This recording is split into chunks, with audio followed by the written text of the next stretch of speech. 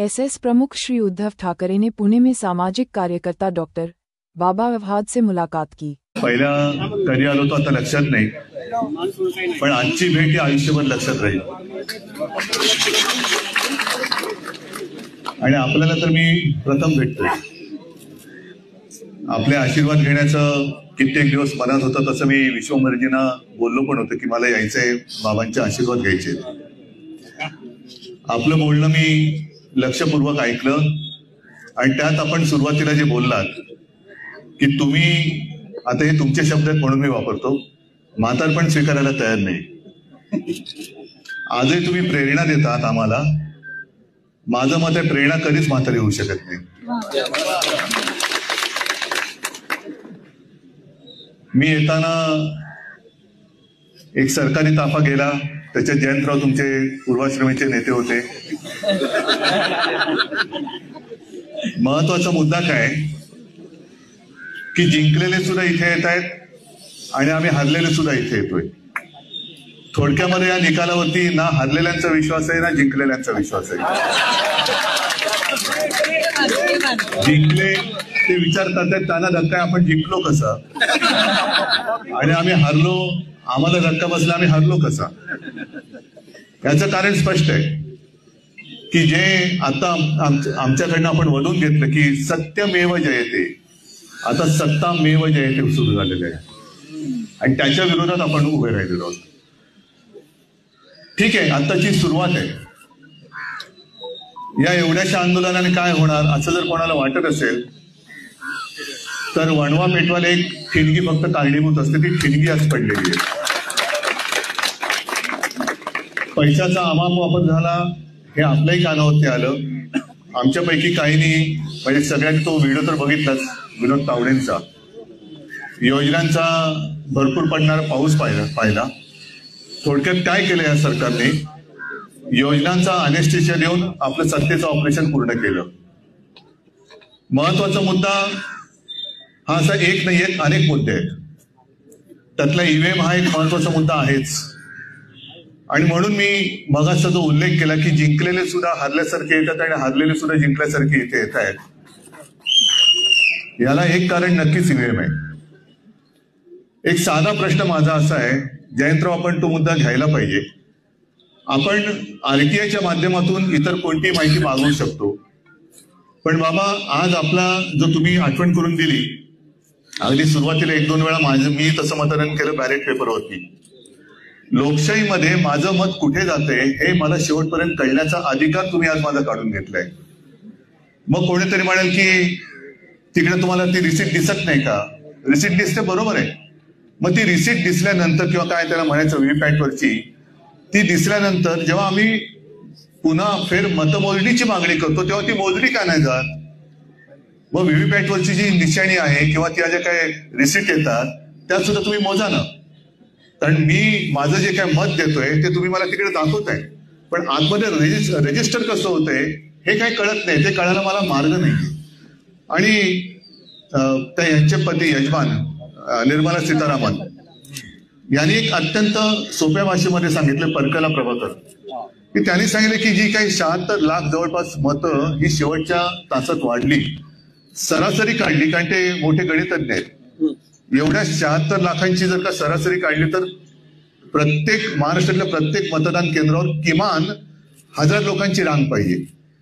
मला कल्पना नाही आपल्यापैकी किती लोकांनी शेवटच्या तासामध्ये 1000 लोकांची रांग बघितली, कुठेही तसा फोटो आला नाही, काही नाहीये।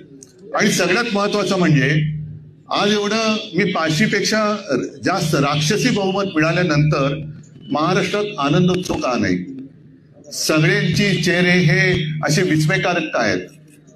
एवढं राक्षसी बहुमत मिळाल्यानंतर सुद्धा काही जणांना शेतात पूजा अर्चा करायला जावं का लागतंय? राजभवनवरती जायला पाहिजे। आम्ही तर गेलो होतो, आमचं तर काय, आम्ही 25-30 वर्ष एकमेकाच्या विरोधातच लढलेली माणसं होतो। पण जेव्हा आमची महाविकास आघाडी झाली तेव्हा पहिल्या प्रथम तेव्हा तर काय राष्ट्रपती राजवट लावली होती। आज कोणी दावा केलेला नाही, विधानसभेची मुदत संपून गेलेली आहे तरी राष्ट्रपती राजवट का लागली गेलेली नाही? या सगळ्या प्रश्नाचं उत्तर कोणाकडेच नाहीये। आणि एवढं बहुमत मिळाल्यानंतर सुद्धा राजभवनावरती जायच्याऐवजी लोक शेतात का जातात, अमावस्येचा मुहूर्त का घेतात, अजूनही दावा का केला जात नाही, हा महत्वाचा प्रश्न आहे. मग यांची थोडक्यामध्ये यांना मानसिकता कळते की यांना सरकार येईल याचं असं कधी वाटलं नव्हतं. त्याच्यामुळे मुख्यमंत्री कोण होणार, मंत्रिमंडळात कोण येणार याची काहीच तयारी नव्हती. आणि ती नव्हती म्हणून आता जसं जागा वाटपामध्ये वेळ लागतोय तसं या सगळ्या वाटपामध्ये वेळ लागतोय.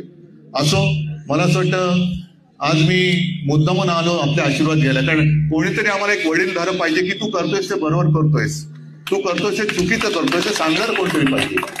आणि ते काम आपण केलेलं आहे. फक्त आता एक विनंती माझी आहे, मला वाटतं सगळ्यांची विनंती तीच असेल की आता आपण आत्मक्लेश करून घेऊ नका. हा आत्मक्लेश आपल्या एकट्या व्यक्तीचा नाही, हा आत्मक्लेश आपल्या देशाचा आहे. आणि जर बाबांसारखे अनुभवी तपस्वी माणसं, त्यांना हे सगळं पटत नाही. एवढ्या वर्षांचा सगळा त्यांचा एकूण कारकिर्दीचा अनुभव बघितल्यानंतर असं कधीच घडलेलं नाही असा माणूस जेव्हा सांगतो तेव्हा आपण पुढे जाणार आहोत की नाही. तर नुसतं ज्यांना भेटायचं, आपण इकडे संविधान वाचवलंच पाहिजे, भारत माता की जय, वंदे मातरम आणि हम सब एक आहे. नाही, हम सब एक आहोत, तर ते एक आता संपूर्ण देशभर दिसलं पाहिजे, संपूर्ण देशभर दिसलं पाहिजे. नाहीतर ह्या अशा आंदोलनाला लोक म्हणतील ठीक आहे, केलं आंदोलन, पुढे काय. तर हे जनतेसाठी हे आंदोलन आहे. आणि माझं तर मत आहे जयंतराव, आपण आपल्या महाविकास आघाडीकडनं पूर्ण राज्यभर हे आंदोलन नेलं पाहिजे, पूर्ण राज्यभर. बघू ना किती लोकांना ज्यांना वाटते की नाही मी मत दिलेलं आहे, बरोबर दिलेलं आहे, ते येणार नाहीत. पण ज्यांना वाटते की नाही काहीतरी गडबड झाले ते आपल्यासोबत येतील. आणि अशी लोक जेव्हा रस्त्यावरती येतील आणि मोठं एक जन आंदोलन निर्माण होईल, त्याच वेळेला खरं आपलं जे महात्मा फुलेंचं म्हणणं आहे की सत्यमेव जयते, हे सत्य वाचवणं हे केवळ आणि केवळ आता जनतेच्या हातात आहे. आणि मला खात्री आहे महाराष्ट्र हा असा काही लेचापेचा नाहीये, तो शूरांचा, वीरांचा, साधू संतांचा सगळ्यांचा आहे. आपल्यासारख्या क्रांतिकारकांनी सुद्धा त्याच्यामध्ये भाग घेतला, आपल्यासारख्या समाज सुधारकांनी भाग घेतलेला त्याच्यामध्ये. तर असा हा महाराष्ट्र देशाला दिशा दाखवण्यासाठी पुढे आल्याशिवाय राहणार नाही, हा मला विश्वास आहे. आणि याच्यासाठी शिवसेना म्हणून जे काही करायचं ते आम्ही करूच. पण मला खात्री आहे आमचे महाविकास आघाडीचे सहकारी आता जयंतराव इथे आलेलेच आहेत, ते सुद्धा आणि अगदी काँग्रेस सुद्धा लोकशाही वाचवण्यासाठी रस्त्यावरती आल्याशिवाय राहणार नाही. सगळ्यांना परत धन्यवाद देतो. आणि बाबा, माझी सगळ्यांच्या वतीने विनंती आहे की आपण आता जेवढा त्रास करून घेतला तेवढा पुरे, बाकीचं आंदोलन आम्ही नेतो पुढे. तुम्ही आता कृपा करा आणि जास्त त्रास करून घेऊ नका, मी मनापासून विनंती करतोय. आणि मला असं वाटतं विनंतीपेक्षा मी हट्ट करतोय, आपल्याकडे हट्ट करतो. आणि कृपा करून आपण आता उपोषण सोडावं अशी मी, हे काही ठरवून आलेलो नाही, हे मी इकडे आल्यानंतर बोलतोय. माझी विनंती मानतील अशी मला आशा किंवा खात्री आहे. सगळ्यांना धन्यवाद देतो. जय हिंद, जय महाराष्ट्र.